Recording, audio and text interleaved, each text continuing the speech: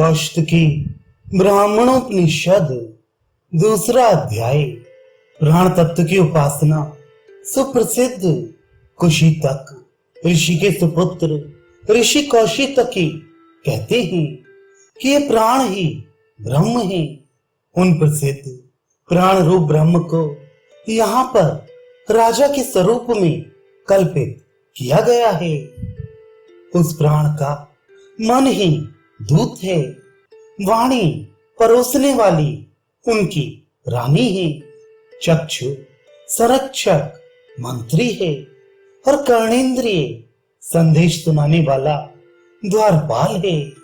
उन सुप्रसिद्ध प्राण रूप ब्रह्म को बिना मांगे ही ये सभी इंद्रियाभिमानी देवगण भेंट प्रदान करते हैं।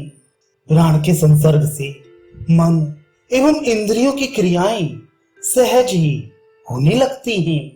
ये प्रक्रिया स्वचालित होने से इसे बिना मांगे दी जाने वाली भेंट कहा गया है।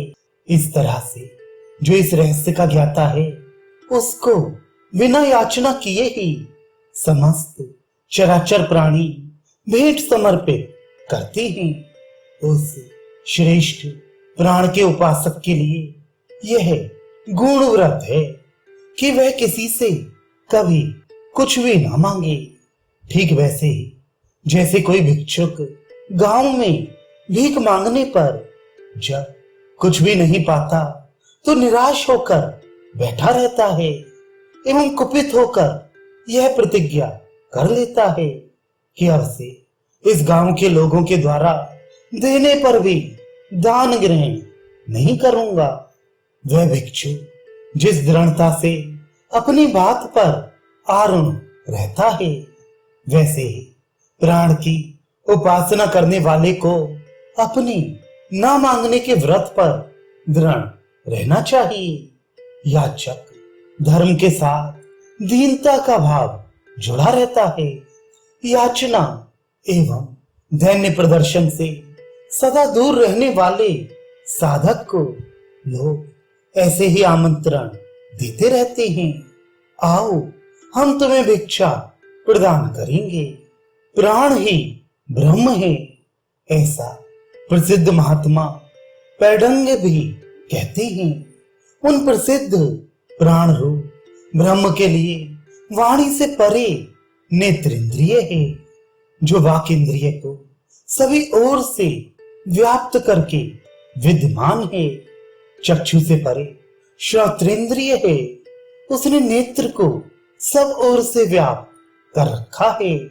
श्रवणेंद्रिय से परे मन है, जो कि श्रवणेंद्रिय को सब ओर से व्याप्त करके स्थित है, क्योंकि मन के सावधान रहने पर ही ये श्रोतेंद्रिय श्रवण करने में समर्थ हो सकती है।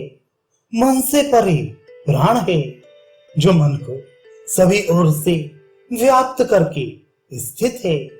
प्राण ही मन को बांधकर रखने वाला है, ऐसी बात प्रसिद्ध है। प्राण के ना रहने पर तो मन भी नहीं रह सकता। इसलिए सबकी अपेक्षा श्रेष्ठ एवं आंतरिक आत्मा होने से प्राण का ब्रह्म होना उचित ही है। उस प्राण स्वरूप परमात्मा को ये सभी देवगण उसके न मांगने पर भी उपहार समर्पित करते हैं। इसी तरह से जो उसे ऐसा जानता है, उस साधक को समस्त जीव बिना याचना के ही पृथक पृथक उपहार प्रदान करते हैं। उसका ये अत्यंत दृढ़ निश्चय है कि वह किसी से कभी भी याचना ना करे। इस संदर्भ में वही पूर्वोक्त उदाहरण है। अब एकमात्र धन प्राण के निरोध की बात कही जाती है। यदि एकमात्र धन प्राण का ध्यान करे तो पूर्णिमा अथवा अमावस्या को या फिर शुक्ल अथवा कृष्ण पक्ष की किसी भी शुभ तिथि को पुण्य श्रेष्ठ नक्षत्र में अग्नि की स्थापना, वेदी का परिसमोहन संस्कार कुशों का बिछाना अभिमंत्रित जल से अग्निवेदी आदि का अभिषेक एवं अग्नि पर पात्र में रखे हुए घृत का शोधन करके दाहिने घुटने को पृथ्वी पर स्थिर करके सिरहा से, चम्मच से या कांसे की करछुल से मूल संस्कृत में दिए गए वाड नाम देवता स्वाहा आदि मंत्रों द्वारा विधिवत आहुति समर्पित करे। मंत्रों के भाव इस प्रकार हैं। वाणी नाम से प्रसिद्ध देवी अवरोधनी साधक की कामना पूर्ति करने वाली है। वह मुझ प्राण की उपासना करने वाले को अमुक व्यक्ति से इच्छित अर्थ की सिद्धि कराए। उसके लिए यह घृताहुति सादर समर्पित है। प्राण देवता अभीष्ट सिद्धि प्रदान करने में समर्थ हैं। वे मुझ प्राणोपासक को धन प्राण की प्राप्ति कराएं। इसके लिए ये आहुति समर्पित है। चक्षु नाम से युक्त देवी कामना पूर्ति में सहायक है। वह देवी मुझ प्राणोपासक को अमुक व्यक्ति से अभीष्ट धन प्राण प्राप्त कराए। ये घृताहुति उसी के लिए समर्पित है। श्रोत्र नाम से युक्त देवी अभीष्ट फल प्रदान करने वाली है। वह मुझ प्राण स्वरूप ब्रह्म के साधक को अमुक व्यक्ति से इच्छित धन प्राणों की प्राप्ति कराए। इसके निमित्त ये घृताहुति समर्पित है। मन नाम वाली देवी अभीष्ट फल प्रदान करने वाली है। वह मुझ प्राण की उपासना करने वाले को अमुक व्यक्ति से इच्छित धन प्राण की प्राप्ति कराए। यह घृताहुति उसके निमित्त समर्पित है। प्रज्ञा नामक देवी इच्छित फल देने वाली है। वह मुझ प्राण देव के उपासक को अमुक व्यक्ति से अभीष्ट धन की प्राप्ति कराए। यह आहुति उसके लिए ही समर्पित है।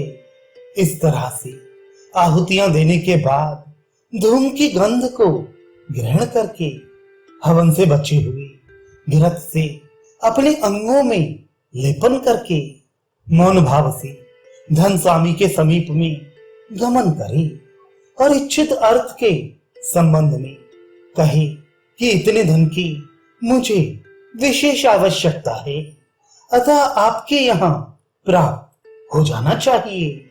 अथवा यदि धनिक कहीं दूर है तो किसी दूत के द्वारा उक्त संदेश कहलाने के लिए उसके पास भेज देना चाहिए। इस प्रकार की कार्य द्वारा अभीष्ट धन की प्राप्ति हो जाती है। अब इसके पश्चात वाणी आदि देवों के द्वारा सिद्ध होने वाले अभीष्ट की पूर्ति का प्रकार बताया गया है। यदि उपासक किसी का आत्मीय बनने की इच्छा करे तो उसे किसी का भी प्रिय होने से पूर्व वाक आदि देवों का आत्मीय प्रिय बनना चाहिए।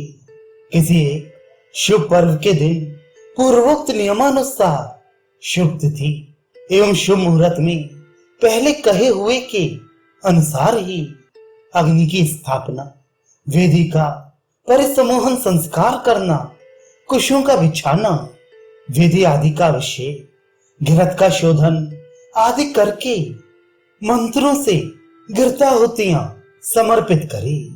मंत्रों के अर्थ इस प्रकार हैं। मैं तुम्हारी वागिंद्रिय का अपने में हवन करता हूं, मेरा अभीष्ट कार्य सिद्ध हो जाए।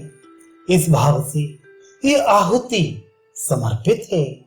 मैं अपने अभीष्ट की पूर्ति के लिए आपके प्राण, चक्षु, श्रोत्र एवं मन आदि इंद्रियों तथा आपकी प्रज्ञा को भी अपने में हवन करता हूं। इस भाव से ये विशेष घृताहुतियां आपके लिए समर्पित हैं। इन आहुतियों के पश्चात होम धूप की गंध को घ्राणेन्द्रिय के द्वारा ग्रहण कर होमावशिष्ट घृत का अपने अंगों पर लेपन करके मौन रहते हुए अमुक व्यक्ति के पास जाए, अथवा ऐसे स्थान पर खड़ा होकर कहे कि जहां वायु के सहयोग से उसके शब्द इच्छित व्यक्ति के कानों में सुनाई पड़े, तो निश्चय ही वह उस व्यक्ति का प्रिय हो जाता है। इतना ही नहीं, बल्कि उस जगह से हट जाने पर वहां के निवासी उसको सदैव स्मरण करते रहते हैं। अब दिवोदास के पुत्र प्रतर्दन के द्वारा किया गया अनुष्ठान प्रातर्दन नाम से प्रख्यात और संयम से पूर्ण होने से सायमन कहलाने वाले अग्निहोत्र के संबंध में बतलाते हैं। निश्चय ही व्यक्ति मुख से जब तक कुछ बोलता रहता है, तब तक वह पूर्ण रूप से श्वास ग्रहण नहीं कर पाता। उस समय वह प्राण का वाणी रूप अग्नि में हवन कर देता है। ये वाणी एवं प्राण रूप दो आहुतियां कभी अंत ना होने वाली तथा अमृत स्वरूप हैं। जागृत एवं स्वप्न काल में भी प्राणी सदैव अविच्छिन्न रूप से इन आहुतियों को होमता रहता है। इसके अतिरिक्त वाणी एवं प्राण रूप आहुतियों से भिन्न जो अन्य दूसरी द्रव्यमयी आहुतियां हैं, वे कर्म द्वारा ही गतिमान रहती हैं। ये प्रसिद्ध है कि इस रहस्य को जानने वाले प्राचीन कालीन विद्वान केवल कर्ममय अग्निहोत्र का अनुष्ठान संपन्न नहीं करते थे।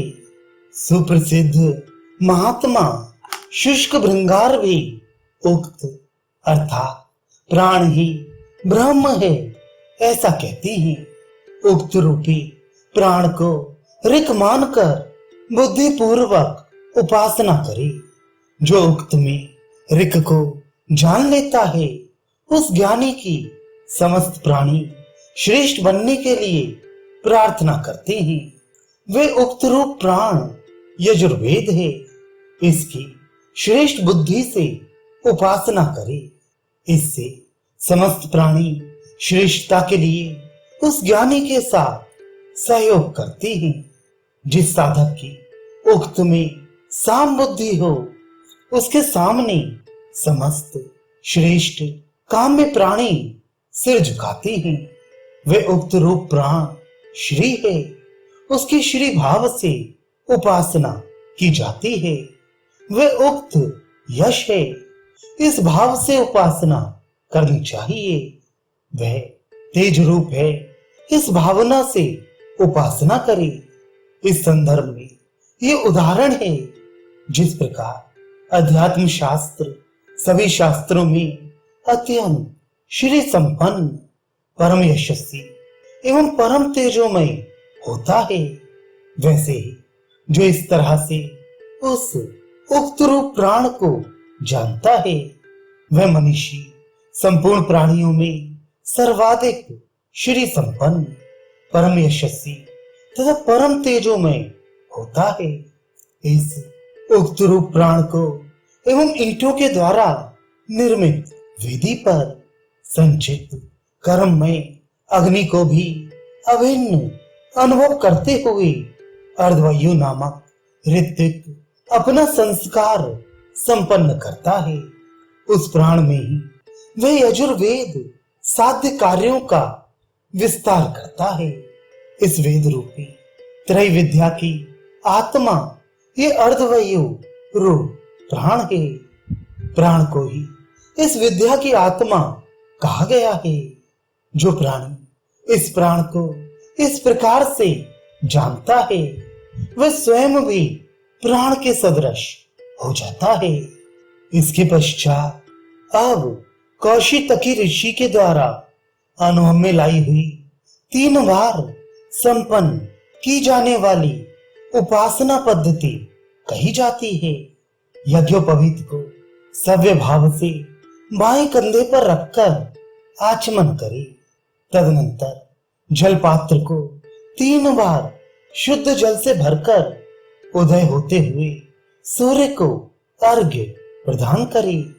अर्घ्य प्रदान करते समय यह प्रार्थना करे, संसार को तृणवत त्याग देने से तुम वर्ग कहलाते हो, मेरे पापों को मुझसे दूर करो। इसी तरह मध्याह्न काल में भी भगवान भास्कर का उपस्थान करे और ये प्रार्थना करे, तुम उद्वर्ग कहे जाते हो, मेरे पापों को नष्ट करो। इसी तरह से सायंकाल में अस्त होते हुए भगवान सूर्य से ये प्रार्थना करे, तुम संवर्ग कहलाते हो, अतः मेरे पापों को दूर करो। ये प्रार्थना करते हुए उपस्थान करे।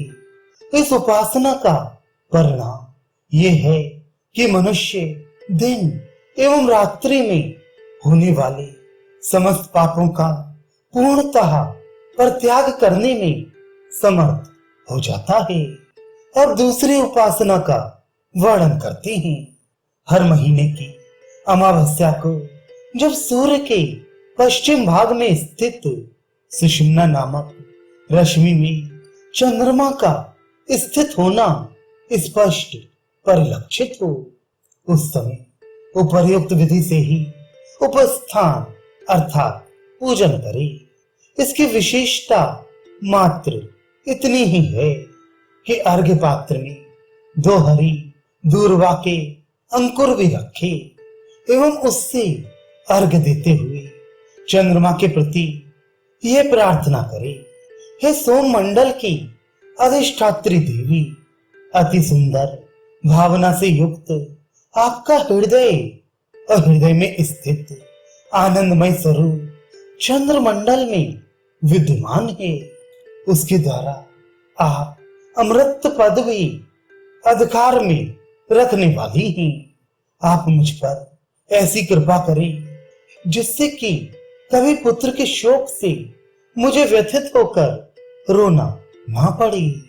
इस तरह से उपासना करने वाला यदि पुत्र को प्राप्त कर चुका हो तो उसका पुत्र उसके मरने से पूर्व मृत्यु को प्राप्त नहीं होगा।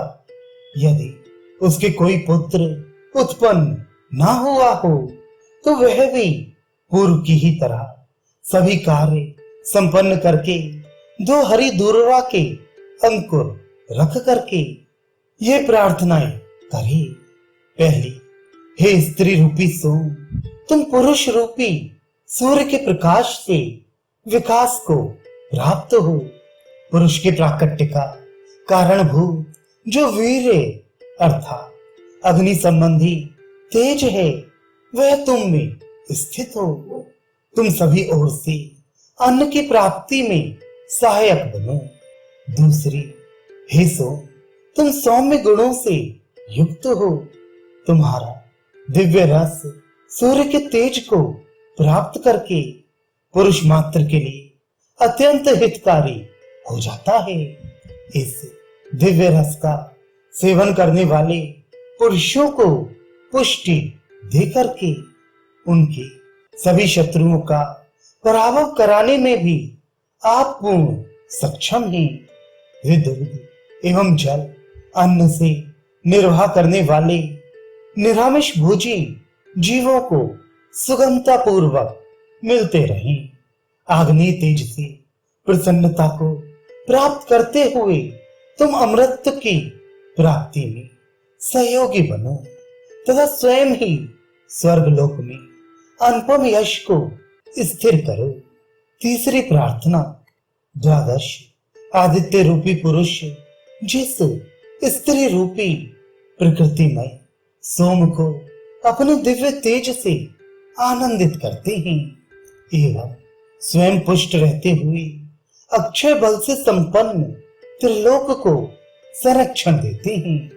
ऐसे राजा वरुण और बृहस्पति हम सभी को उस सोम रूपी किरण से आनंद एवं शक्ति प्रदान करें। चौथी प्रार्थना, उपर्युक्त 3 ऋचाओं के जप के पश्चात चंद्रमा के समक्ष अपना दाहिना हाथ उठाए तथा ये प्रार्थना करे, हे सोम, तुम हमारे प्राण, संतान एवं पशुओं से स्वयं अपनी पुष्टि एवं तुष्टि ना करो, वरन जो हमसे वैर भाव रखते हैं तथा जिससे हम द्वेष भाव रखते हैं उनके प्राण, संतान और पशुओं से अपनी पुष्टि एवं तुष्टि अर्जित करो। इस प्रकार मैं इन मंत्र के अधिपति देवता का एवं तुम्हारी संचरण क्रिया का अनुवर्तन करता हूं, अर्थात हे सोम, मैं तुम्हारी ही गति का अनुगमन करता हूं। इस तरह ऋचा पाठ से अपनी दाहिनी भुजा का अनुवर्तन करे, अर्थात बार बार घुमाए और अंत में हाथ को नीचे कर ले। अब एक अन्य प्रकार की उपासना बतलाई जाती है। पूर्णिमा के दिन सायंकाल में जब पूर्व दिशा में चंद्रदेव का दर्शन होने लगे, तब उस समय पूर्व मंत्र में बताई गई रीत के द्वारा उन चंद्रदेव को अर्घ्य समर्पित करे और ये प्रार्थना करे, हे सोम, संसार प्रकृति रूपा उमा के साथ रहने वाले तुम सोम नाम वाले राजा हो। तुम सभी लौकिक एवं वैदिक कार्यों में प्रवीण हो। तुम 5 मुखों से युक्त प्रजापति हो। प्रजापति के रूप में संपूर्ण प्रजा का पालन करते हो। ब्राह्मण तुम्हारा एक मुख है। उस मुख के द्वारा तुम क्षत्रियों का भक्षण अर्थात दमन करते हो। उस मुख द्वारा तुम मुझे अन्न को खाने एवं पचाने की सामर्थ्य प्रदान करो। क्षत्रिय तुम्हारा एक मुख है। उस मुख से तुम वैश्यों का भक्षण अर्थात उन पर शासन करते हो। उस मुख द्वारा तुम मुझे अन्न का भक्षण करने एवं पचाने की शक्ति से संपन्न बनाओ। शेन अर्थात बाज भी तुम्हारा एक मुख है। तुम उस मुख से पक्षियों का दमन करते हो। उस मुख से तुम मुझे अन्न का भोगने वाला बनाओ। अग्नि भी तुम्हारा एक मुख है। उस मुख के द्वारा तुम इस लोक का दमन करते हो। उस मुख द्वारा मुझे भी अन्न का उपभोग करने वाला बनाओ। 5वां मुख तो तुम में ही है। उस मुख के द्वारा तुम समस्त भूत प्राणियों का संहार करते हो। उस मुख द्वारा मुझे भी अन्न का उपभोग करने वाला बनाओ। तुम मेरे प्राण, संतान एवं पशुओं से हमें कमजोर ना करो, वरन जो हमसे द्वेष भाव रखते हो तथा जिससे हम द्वेष रखते हैं उसे संतान, प्राण और पशुओं से नष्ट करो। मैं मंत्राधिपति देवता का एवं तुम्हारी संचरण क्रिया का अनुसरण करने वाला हूं। इस प्रकार प्रार्थना करते हुए दाहिनी भुजा को बारंबार घुमाए तथा बाद में भुजा नीचे कर ले। इस प्रकार से सोम की प्रार्थना करने के बाद गर्भाधान के लिए पत्नी के पास में बैठने से पहले उसके हृदय का स्पर्श करे। उस समय यह प्रार्थना करे, हे सुंदर सीमन अर्थात मांग वाली सुंदरी, तुम सोम रूप वाली हो। तुम्हारे हृदय प्रजा का पालक है। उसके अंदर जो सोम मंडल की तरह अमृत राशि दुग्ध निहित है उसे मैं जानता हूं। अपने को मैं उसका पूर्ण ज्ञाता मानता हूं। इस सत्य के प्रभाव से मैं कभी पुत्र से संबंधित शोक से ना रहूं, अर्थात मुझे पुत्र का शोक कभी भी झेलना ना पड़े। इस तरह की प्रार्थना करने से साधक के संतान की मृत्यु नहीं होती। इसके पश्चात अब दूसरी उपासना का वर्णन करते हैं। परदेश में रहकर वहां से वापस आया हुआ व्यक्ति अपने पुत्र के मस्तक का स्पर्श करते हुए ये प्रार्थना करे, अमुक नाम से युक्त हे पुत्र, तुम नरक से पार करने वाले हो। तुम मेरे अंग प्रत्यंग से उत्पन्न हुए हो। मेरे हृदय से तुम्हारा प्राकट्य हुआ है। तुम स्वयं मेरे ही आत्म स्वरूप हो। तुमने ही हमारे वंश की रक्षा की है। हे पुत्र, तुम शतायु हो। यहाँ अमुक की जगह पर पुत्र के नाम का उच्चारण करना चाहिए और साथ ही नामोच्चारण के समय यह प्रार्थना करनी चाहिए, हे वत्स, तुम पत्थर, कुठार एवं बिछा हुआ स्वर्ण बनो। अर्थात तुम्हारा शरीर पत्थर की तरह सुगठित, बलवान, स्वस्थ एवं निरोग बने। तुम कुठार के सदृश शत्रुओं का दमन करने वाले तथा स्वर्ण राशि की तरह सभी के प्रिय बनो। समस्त अंग अवयवों का सारभूत संसार वृक्ष का बीज रूप जो दिव्य तेज है, हे पुत्र, वह तेज तुम ही हो। तुम 100 वर्षों तक जीवित रहो। यहाँ पर फिर से पुत्र का नाम लेना चाहिए और फिर यह प्रार्थना करनी चाहिए, हे पुत्र, प्रजापति ब्रह्मा जी अपनी सृष्टि को नष्ट न होने देने के लिए उसे जिस तेज से युक्त करके अनुग्रह करते हैं, उसी तेज से तुम भी युक्त हो। हे पुत्र, मैं तुम्हें सभी तरफ से स्वीकार करता हूं। तत्पश्चात यहाँ भी पुत्र का ही नाम उच्चारण करे तथा पुत्र के दाहिने कान में ये प्रार्थना करे, हे मघवन, आप सरल भाव का आश्रय लेकर इस पुत्र को संरक्षण प्रदान करें। पुनः इसी मंत्र को बाएं कान में जपे। तत्पश्चात पुत्र के मस्तक को सूंघे तथा ये प्रार्थना करे, हे पुत्र, संतान परंपरा का उच्छेद ना करना। मन, वाणी एवं शरीर से तुम्हें कभी कष्ट ना हो। तुम सैकड़ों वर्षों तक जीवित रहो। मैं तुम्हारा अमुक नाम से प्रख्यात पिता तुम्हारा नाम लेकर तुम्हारे मस्तक को सूंघ रहा हूं। इस मंत्र पाठ के बाद 3 बार पुत्र का मस्तक सूंघे। तत्पश्चात निम्न प्रार्थना कर सभी तरफ 3 बार ही शब्द का उच्चारण करे। प्रार्थना इस प्रकार है, हे वत्स, गौएं जिस तरह से अपने बछड़े को बुलाने के लिए रवाती हैं, वैसे ही प्रेम पूर्वक मैं भी तुम्हारे लिए हिंकार करता हूं, अर्थात हिंकार द्वारा तुम्हें बुलाता हूं।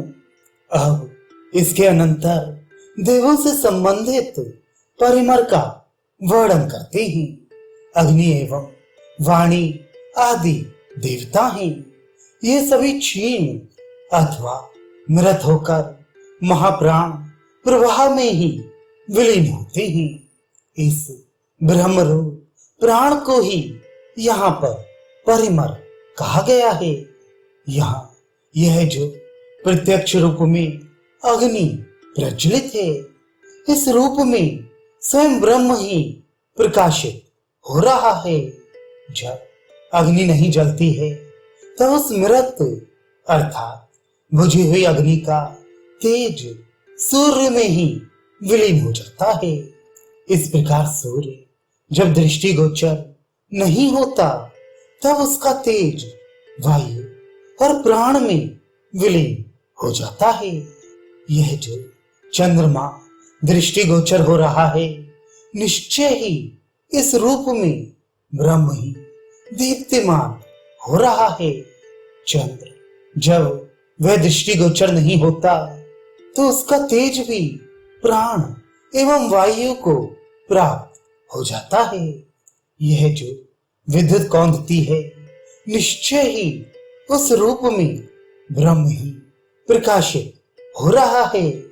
जब यह नहीं कौंधती है तब मानो ये मृत्यु को प्राप्त हो जाती है। उस समय विद्युत का तेज वायु एवं प्राण को प्राप्त हो जाता है। वे सभी प्रसिद्ध अग्नि, सूर्य, चंद्रमा एवं विद्युत स्वरूप सभी देवगण प्राण में प्रविष्ट होकर स्थिर रहते हैं। वायु अर्थात आदि दैविक प्राण में विलय को प्राप्त होकर वे विनष्ट नहीं होते, वरन पुनः उस वायु से ही उनका प्राकट्य होता है। इस तरह से ये आदि दैविक दृष्टि हुई। अब आध्यात्मिक दृष्टि बतलाई जाती है। पुरुष वाणी के द्वारा जो कुछ भी बोलता है वह मानो ब्रह्म ही प्रकाशित हो रहा है। जब वह नहीं बोलता उस समय वाक का तेज चक्षु को मिल जाता है। इस प्रकार प्राण का मिलन प्राण में हो जाता है। ये पुरुष चक्षु के माध्यम से जो भी कुछ देखता है ऐसा लगता है कि ब्रह्म ही प्रकाशित हो रहा है। जब चक्षु से कुछ भी दिखाई नहीं देता उस समय चक्षु का तेज श्रोत्र को मिल जाता है एवं प्राण प्राण में ही विलीन हो जाता है। ये जो कुछ भी श्रोत्र द्वारा श्रवण करता है ये ऐसा प्रतीत होता है कि स्वयं ब्रह्म ही घोषित हो रहा है।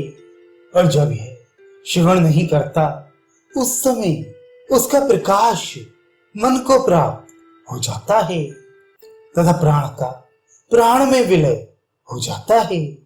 यह जो मन के द्वारा ध्यान करता है ये मानो ब्रह्म ही घोषित हो रहा है। और जब चिंतन नहीं करता तब उस समय मन का तेज भी प्राण में विलीन हो जाता है।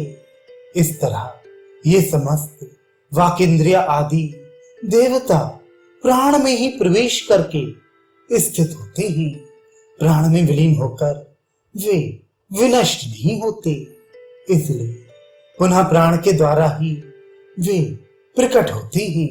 उस दैव परमर अर्थात प्राण का पूर्ण ज्ञान हो जाने के बाद यदि वे ज्ञानी पुरुष ऐसे दो ऊंचे पर्वतों को जो पृथ्वी मंडल के उत्तरी ध्रुव से लेकर दक्षिणी ध्रुव तक फैले हों अपनी इच्छानुसार चलने के लिए प्रेरित करें तो वे पर्वत इन विद्वान श्रेष्ठ पुरुषों की आज्ञा की उपेक्षा नहीं कर सकते।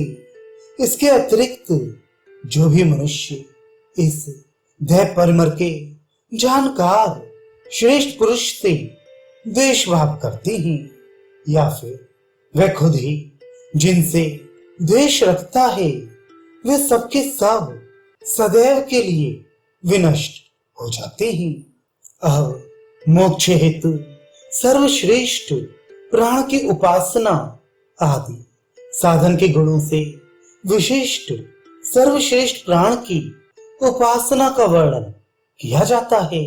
एक समय वाणी आदि समस्त देवता अहंकार के वशीभूत हो अपनी अपनी महत्ता सिद्ध करने हेतु आपस में विवाद करने लगे।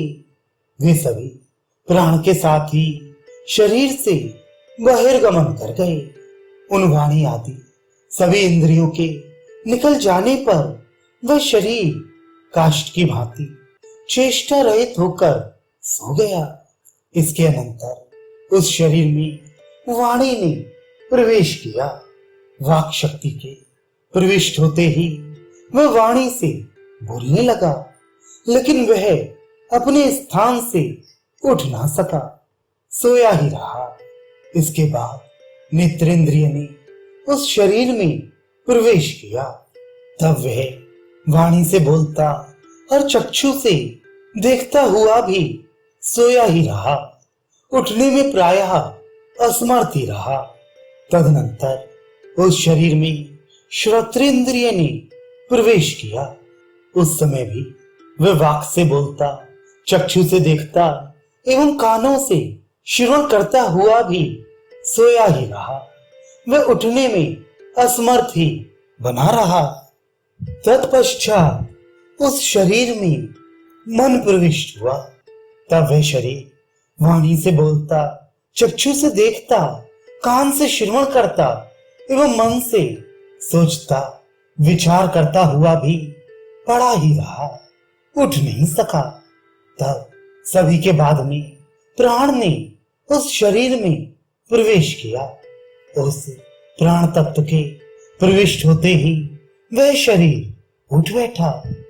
तत्पश्चात उन वाणी आदि देवताओं ने प्राण में ही मोक्ष आदि साधन की शक्ति को जानकर एवं विशिष्ट ज्ञान स्वरूप प्राण को ही सभी तरफ से व्याप्त जान करके प्राण, अपान आदि सभी प्राणों के सहित इस शरीर रूपी लोक से ऊर्ध्व की ओर अर्थात शरीर से बाहर गमन किया। इसके बाद वे प्राण वायु में अर्थात आदिदैविक प्राण में स्थिर होकर के आकाश रूप में परिणित हो स्वर्गलोक में गए। वे अपने अधिष्ठान देवता अग्नि आदि के स्वरूप को प्राप्त हो गए। वैसे ही इस रहस्य को जानने वाले विद्वान संपूर्ण प्राणियों के प्राण को ही प्रज्ञात्मा रूप से पाकर इन प्राणापान आदि सभी प्राणों के साथ इस शरीर से उत्क्रमण कर वायु में स्थित हो आकाश रूप में परिणित हो स्वर्गलोक को गमन करते हैं। वह मनुष्य वहां उस प्रसिद्ध प्राण का ही रूप हो जाता है जिसमें ये सभी वाक आदि देवता प्रतिष्ठित होते हैं। उस प्राण तत्व को पाकर वह मनुष्य प्राण के उस अमृत गुण से संपन्न हो जाता है जिस अमृत गुण से वे वाणी आदि समस्त देवता भी प्रकट होते हैं। अब पिता पुत्र के संप्रदान कर्म का वर्णन करते हैं। जब पिता ये निश्चय करे कि मुझे अब इस शरीर का परित्याग करना है, तब वह अपने पुत्र को पास में बुलाए। तत्पश्चात कुश कास आदि तृणों से यज्ञशाला को ढक करके विधि विधान से अग्नि को स्थापित करे। अग्नि के उत्तर या पूर्व दिशा में जल से भरा हुआ कलश प्रतिष्ठित करे। कलश के ऊपर धान्य से भरा हुआ पूर्ण पात्र भी रखे। स्वयं भी नवीन वस्त्र, धोती एवं उत्तरीय का आच्छादन करे। इस तरह श्वेत शुभ्र वस्त्र एवं माला आदि धारण करते हुए घर में प्रवेश करके पुत्र को अपने पास बुलाए। जब पुत्र पास में आ जाए तो उसे अपने अंक में भर ले एवं अपनी इंद्रियों से पुत्र की इंद्रियों का स्पर्श करे या फिर केवल पुत्र के समक्ष बैठ जाए और उसे अपनी वाक आदि समस्त इंद्रियों का दान करे। पिता कहे, हे पुत्र, मैं तुम में अपनी वाक शक्ति की स्थापना करता हूं। पुत्र कहे, पिताजी, मैं आपकी वागेंद्रिय को ग्रहण करता हूं। पिता, हे पुत्र, मैं अपने प्राण को तुम में स्थित करता हूं। पुत्र, मैं आपके प्राण तत्व को अपने में धारण करता हूं। पिता, हे पुत्र, मैं अपनी नेत्रेंद्रिय की तुम में स्थापना करता हूं। पुत्र, मैं आपके नेत्रेंद्रिय को अपने में धारण करता हूं। पिता, मैं अपनी श्रोतेंद्रिय की तुम में स्थापना करता हूं। पुत्र, मैं आपकी श्रोतेंद्रिय को अपने में धारण करता हूं। पिता, मैं अपनी सभी श्रेष्ठ कर्मों को तुम में स्थापित करता हूं। पुत्र, मैं आपके समस्त शुभ कर्मों को अपने में धारण करता हूँ। पिता, मैं अपने सुख एवं दुख को भी तुम में प्रतिष्ठित करता हूँ। पुत्र, मैं आपके सभी तरह के सुख एवं दुखों को स्वीकार करता हूँ। पिता, हे पुत्र, मैं तुम में मैथुन जनित आनंद, रति एवं संतान उत्पत्ति की शक्ति स्थापित करता हूँ। पुत्र, मैं आपकी उस शक्ति को अपने में धारण करता हूँ। पिता, हे पुत्र, मैं अपनी गति शक्ति तुम में स्थापित करता हूँ। पुत्र, मैं आपकी गति शक्ति को स्वयं में ग्रहण करता हूँ। पिता, मैं अपनी बुद्धि वृत्तियों को बुद्धि द्वारा ज्ञात विषयों को एवं विशेष इच्छाओं को तुम में स्थित करता हूँ। पुत्र, मैं आपकी बुद्धि वृत्तियों को बुद्धि के द्वारा ज्ञात विषयों को एवं इच्छाओं को धारण करता हूँ। तत्पश्चात पुत्र पिता की प्रदक्षिणा करते हुए प्राची दिशा की तरफ पिता के पास से निकलता है। उस समय पिता पुत्र को संबोधित करते हुए कहे, यश, ब्रह्म तेज, अन्न को ग्रहण करने एवं पचाने की सामर्थ्य तथा श्रेष्ठ कीर्ति, ये सभी सद्गुण तुम्हारा सेवन करें।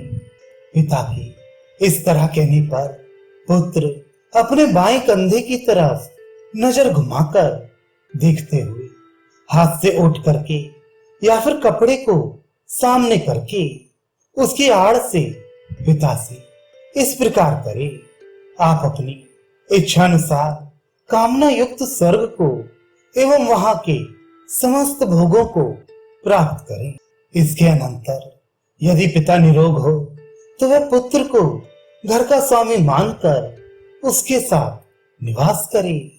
यह सर्वस्व त्याग कर घर से बाहर निकलकर सन्यासी हो जाए, या फिर यदि वे दूसरे लोक को चला जाए तो जिन जिन वाणी आदि इंद्रियों को उसने पुत्र में प्रतिष्ठित किया था, उन सभी की शक्ति धाराओं का वह अधिकारी बन जाता है। वे संपूर्ण शक्ति धाराएं उसे प्राप्त हो जाती हैं। यही वास्तव में सही उत्तर